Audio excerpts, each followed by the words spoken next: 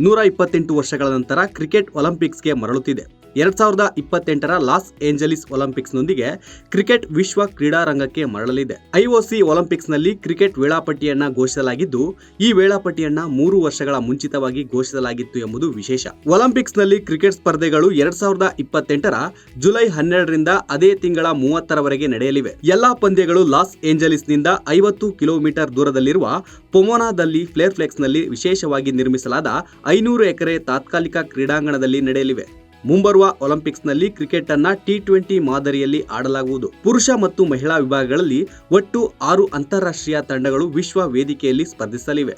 ಚಿನ್ನ, ಬೆಳ್ಳಿ ಮತ್ತು ಕಂಚಿನ ಪದಕಗಳಿಗಾಗಿ ಸ್ಪರ್ಧೆ ನಡೆಯಲಿದೆ. ಪದಕ ಪಂದ್ಯಗಳು ಜುಲೈ 20 ಮಹಿಳೆಯರು ಮತ್ತು 29ರಂದು ಪುರುಷರ ಪಂದ್ಯ ನಡೆಯಲಿವೆ. ಪುರುಷ ಮತ್ತು ಮಹಿಳಾ ತಲಾ 6 ತಂಡಗಳನ್ನ ಒಳಗೊಂಡಂತೆ ಒಟ್ಟು 180 ಆಟಗಾರರು T20 ಸ್ವರೂಪದಲ್ಲಿ ಸ್ಪರ್ಧಿಸಲಿದ್ದಾರೆ. ಪ್ರತಿ ತಂಡವು 15 ಆಟಗಾರರ ತಂಡವನ್ನ ಹೆಸರಿಸುತ್ತದೆ.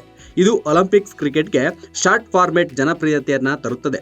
ಹೆಚ್ಚಿನ ಪಂದ್ಯದ ದಿನಗಳು ಡಬಲ್ ಹೆಡರ್ಗಳನ್ನ ಒಳಗೊಂಡಿರುತ್ತವೆ. ವಿಶ್ರಾಂತಿ ದಿನಗಳನ್ನ ಜುಲೈ 14 ಮತ್ತು 21ರಂದು ನಿಗದಿಪಡಿಸಲಾಗಿದೆ.